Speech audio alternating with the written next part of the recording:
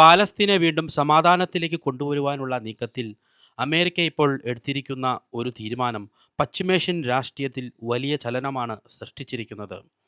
ഇത്രയും കാലം ഇസ്രയേലിൻ്റെ ഏറ്റവും അടുത്ത സഖ്യകക്ഷിയായി നിന്ന അമേരിക്ക ഇസ്രയേലിൻ്റെ കടുത്ത എതിരാളിയായ ഹമാസുമായി നേരിട്ട് ചർച്ച നടത്തുന്ന അവസ്ഥയിലേക്ക് എത്തിയിരിക്കുന്നു.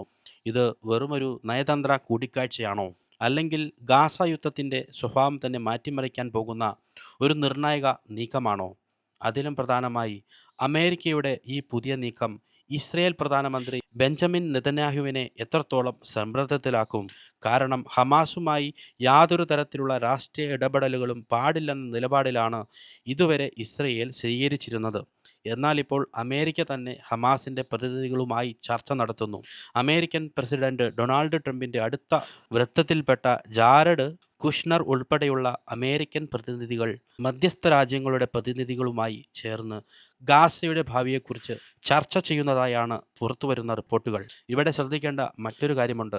ഹമാസിൻ്റെ ഭാഗത്ത് നിന്ന് ചർച്ചകളിൽ പങ്കെടുക്കുന്ന ഖലിൽ അൽ ഹയ്യ പോലുള്ള നേതാക്കൾ സാധാരണ രാഷ്ട്രീയ പ്രതിനിധികളല്ല. യുദ്ധത്തിൻ്റെ നടുവിൽ ഹമാസിൻ്റെ മുതിർന്ന നേതാക്കളിൽ പലരും കൊല്ലപ്പെടുകയോ പുറത്താകുകയോ ചെയ്ത സാഹചര്യത്തിൽ സംഘടനയുടെ രാഷ്ട്രീയ നിലപാടുകൾ അവതരിപ്പിക്കുന്ന പ്രധാന വ്യക്തികളിൽ ഒരാളാണ് ആൽ ഹയ്യ.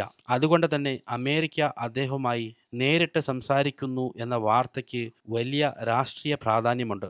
ഇത് ഇസ്രയേലിന് ഒരു സാധാരണ നയതന്ത്ര സന്ദേശമല്ല, മറിച്ച് ഗാസയുടെ ഭാവിയെക്കുറിച്ചുള്ള തീരുമാനങ്ങളിൽ ഹമാസിനെ പൂർണ്ണമായി ഒഴിവാക്കി മുന്നോട്ടു പോകാനാകില്ല എന്ന തിരിച്ചറിവിലേക്കാണ് അമേരിക്ക എത്തുന്നതെന്ന വ്യാഖ്യാനത്തിനാണ് ഇത് വഴിയൊരുക്കുന്നത്.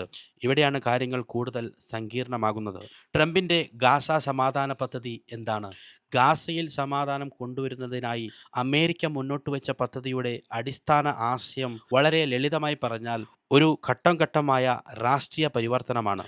ഹമാസിൻ്റെ ആയുധാധിപത്യം അവസാനിപ്പിക്കുക, ഗാസയിൽ സ്ഥിരമായ വെടിനിർത്തൽ കൊണ്ടുവരിക, ഇസ്രയേൽ സൈന്യത്തിൻ്റെ ഘട്ടം ഘട്ടമായ പിന്മാറ്റത്തിന് വഴിയൊരുക്കുക, ഗാസയുടെ ഭരണത്തിൽ സാങ്കേതിക വിദഗ്ധരും പ്രാദേശിക ഭരണ സംവിധാനങ്ങളും ഉൾപ്പെടുന്ന ഒരു ഇടക്കാല സംവിധാനം കൊണ്ടുവരിക, പിന്നീട് ജനങ്ങൾക്ക് രാഷ്ട്രീയമായി തീരുമാനമെടുക്കാനുള്ള സാഹചര്യം സൃഷ്ടിക്കുക, അതോടൊപ്പം യുദ്ധത്തിൽ തകർന്ന ഗാസയുടെ അടിസ്ഥാന സൗകര്യങ്ങൾ പുനർനിർമ്മിക്കുക, ആശുപത്രികൾ, സ്കൂൾ, റോഡുകൾ, വീടുകൾ, കുടിവെള്ള സംവിധാനം, വൈദ്യുതി, ആരോഗ്യ സംവിധാനങ്ങൾ തുടങ്ങി യുദ്ധത്തിൽ തകർന്ന ജീവിതത്തിൻ്റെ അടിസ്ഥാന ഘടകങ്ങളെല്ലാം പുനഃസ്ഥാപിക്കുക.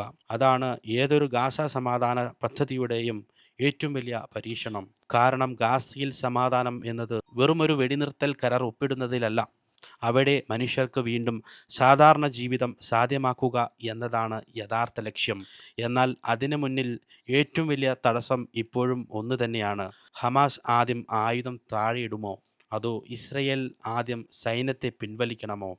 ഇതാണ് മുഴുവൻ ചർച്ചകളുടെയും കേന്ദ്ര പ്രശ്നം. ഇസ്രയേൽ പറയുന്നത് ഹമാസ് പൂർണ്ണമായി നിരായുധീകരിക്കാതെ സൈനിക പിന്മാറ്റം സാധ്യമല്ലെന്നാണ്. ഹമാസിൻ്റെ നിലപാട് മറിച്ചാണ്. സുരക്ഷ ഉറപ്പില്ലാതെ ആയുധം താഴെയിടുന്നത് തങ്ങൾക്ക് അംഗീകരിക്കാനാവില്ലെന്നാണ് അവരുടെ വാദം. അപ്പോൾ എന്താണ് പരിഹാരം? ഇരുവിഭാഗവും ഒരേ സമയം ചില നടപടികൾ സ്വീകരിക്കുന്ന ഒരു ഘട്ടം ഘട്ടമായ ഫോർമുല.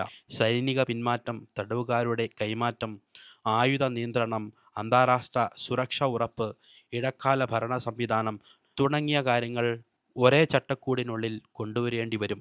അതാണ് ഏറ്റവും ബുദ്ധിമുട്ടുള്ള ഭാഗം. പക്ഷേ ഇവിടെ എന്തുകൊണ്ടാണ് ഇസ്രയേൽ എതിർക്കുന്നത്? ഇസ്രയേലിൻ്റെ സുരക്ഷാ ആശങ്കകൾ അവഗണിക്കാനാവില്ല. ഹമാസിൻ്റെ ആക്രമണങ്ങളും ഇസ്രയേലിനെതിരായ സായുധ നടപടികളും അവിടെ വലിയ സുരക്ഷാ ഭീതിയാണ് സൃഷ്ടിച്ചിരിക്കുന്നത്. അതുകൊണ്ടാണ് ഇസ്രയേൽ പറയുന്നത് ഹമാസ് വീണ്ടും ആയുധം ശേഖരിക്കുകയും ശക്തിപ്പെടുകയും ചെയ്യുന്ന സാഹചര്യം അനുവദിക്കാനാവില്ല. ഇത് ഇസ്രയേൽ രാഷ്ട്രീയത്തിൽ ശക്തമായ പിന്തുണ നേടുന്ന നിലപാടാണ്. പക്ഷേ പ്രശ്നം അവിടെ അവസാനിക്കുന്നില്ല. കാരണം ഗാസയിൽ യുദ്ധം നീണ്ടുപോകും തോറും ഇസ്രയേലിനുമേൽ അന്താരാഷ്ട്ര സമ്മർദ്ദം വർദ്ധിക്കുന്നു. അറബ് രാജ്യങ്ങൾ മാത്രമല്ല, മറ്റു രാജ്യങ്ങളും ഗാസയിലെ മാനുഷിക സാഹചര്യം സംബന്ധിച്ച് ആശങ്ക പ്രകടിപ്പിക്കുന്നു.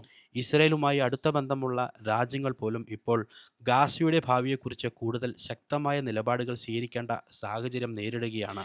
ഇതിനിടയിലാണ് 8 മുസ്ലിം ഭൂരിപക്ഷ രാജ്യങ്ങൾ ഉൾപ്പെടെയുള്ള രാജ്യങ്ങൾ ഇസ്രയേലിൻ്റെ നിലപാടുകളെ വിമർശിച്ച് രംഗത്തെത്തുന്നത്. ഈ രാജ്യത്തിൻ്റെ സന്ദേശം പ്രധാനമായും ഒന്നാണ്: ഗാസയിൽ സ്ഥിരമായ സമാധാനം വേണമെങ്കിൽ രാഷ്ട്രീയ പരിഹാരത്തിലേക്ക് പോകണം. അത് വെറുമൊരു സൈനിക പരിഹാരത്തിലൂടെ സാധ്യമല്ല. എന്താണ് അമേരിക്കയുടെ നിലപാട് ഈ ഒരു കാര്യത്തിൽ? ഇവിടെയാണ് ഡൊണാൾഡ് ട്രംപിന്റെ നീക്കം ശ്രദ്ധേയമാകുന്നത്. അമേരിക്ക വർഷങ്ങളായി ഇസ്രയേലിന്റെ ശക്തമായ സഖ്യകക്ഷിയാണ്.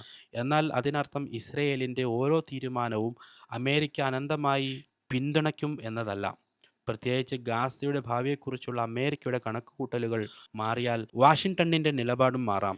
ഇപ്പോൾ കാണുന്നത് അതിന്റെ സൂചനകളാണ്. ഹമാസുമായി സംസാരിക്കുക, ഈജിപ്റ്റ്, ഖത്തർ, തുർക്കി തുടങ്ങിയ മധ്യസ്ഥ രാജ്യങ്ങളുമായി ചർച്ച നടത്തുക, ഗാസയുടെ ഭാവിയെക്കുറിച്ച് ഒരു ബഹുരാഷ്ട്ര സംവിധാനം ചർച്ച ചെയ്യുക. ഇതെല്ലാം അമേരിക്കയുടെ മുൻകാല സമീപനത്തെക്കാൾ വ്യത്യസ്തമായ ഒരു രാഷ്ട്രീയ നീക്കമാണ്. അമേരിക്ക ഹമാസിന്റെ എല്ലാ നിലപാടുകളെയും അംഗീകരിക്കുന്നു എന്നതല്ല ഇതിന്റെ അർത്ഥം. ഹമാസിന്റെ അക്രമ പ്രവർത്തനങ്ങളെ ന്യായീകരിക്കുന്നു എന്നും ഇതിൽ നിന്ന് പറയാനാവില്ല.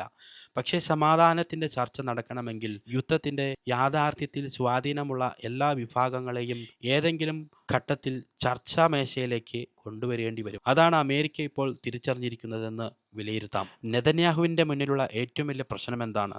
അദ്ദേഹത്തിൻ്റെ പ്രശ്നം ഗാസ മാത്രമല്ല, ഇസ്രയേലിലെ ആഭ്യന്തര രാഷ്ട്രീയവും അദ്ദേഹത്തിൻ്റെ വലിയ തലവേദനയാണ്.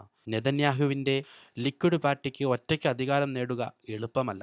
ഇസ്രയേലിലെ തെരഞ്ഞെടുപ്പ് സംവിധാനത്തിൽ 120 അംഗ നെസറ്റിൽ ഭൂരിപക്ഷത്തിന് 61 സീറ്റുകളാണ് ആവശ്യം. അതുകൊണ്ട് ഒരു പ്രധാനമന്ത്രി അധികാരത്തിലെത്തുന്നത് ഒരു പാർട്ടിയുടെ വിജയത്തിലൂടെ മാത്രം സാധാരണയായി നടക്കാറില്ല. സഖ്യകക്ഷികൾ ആവശ്യമാണ്. ഇവിടെയാണ് വലതുപക്ഷ കക്ഷികളുടെ പ്രാധാന്യം. നെതന്യാഹുവിൻ്റെ സർക്കാരിന് പിന്തുണ നൽകുന്ന ചില തീവ്ര വലതുപക്ഷ വിഭാഗങ്ങൾ ഗാസയിൽ കടുത്ത നിലപാടാണ് ആവശ്യപ്പെടുന്നത്.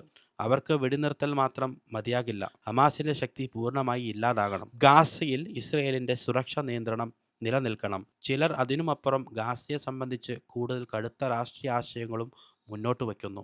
അങ്ങനെയിരിക്കെ നെതന്യാഹു അമേരിക്കയുടെ സമ്മർദ്ദത്തിന് വഴങ്ങി ഗാസയിൽ വലിയ സൈനിക പിന്മാറ്റം പ്രഖ്യാപിച്ചാൽ എന്ത് സംഭവിക്കും? അദ്ദേഹത്തിൻ്റെ സ്വന്തം സഖ്യത്തിനുള്ളിൽ തന്നെ വലിയ പ്രതിസന്ധി ഉണ്ടാകാം. അതേസമയം അമേരിക്കയുടെ സമ്മർദ്ദം പൂർണ്ണമായി നിരസിച്ചാൽ അപ്പോൾ അമേരിക്കയുമായുള്ള ബന്ധത്തിൽ തന്നെ വിള്ളലുണ്ടാകാം. അതാണ് നെതന്യാഹുവിൻ്റെ യഥാർത്ഥ പ്രതിസന്ധി. ഒരു വശത്ത് അമേരിക്ക, മറുവശത്ത് സ്വന്തം സഖ്യകക്ഷികൾ. ഇതിനിടയിൽ ഇസ്രയേൽ ജനതയുടെ സുരക്ഷ ആശങ്കകളും തെരഞ്ഞെടുപ്പും. ഗാസയിൽ സമാധാനം വേണമെങ്കിൽ യുദ്ധം അവസാനിപ്പിക്കുന്നതിൽ മാത്രം ഒതുങ്ങാതെ യുദ്ധത്തിനു ശേഷം അവിടെ എന്ത് സംഭവിക്കണം എന്ന ചോദ്യത്തിനും ലോകം ഉത്തരം കണ്ടെത്തേണ്ടി വരും. നമുക്ക് കാത്തിരിക്കാം. ഗാസയിൽ സമാധാനം പുലരട്ടെ.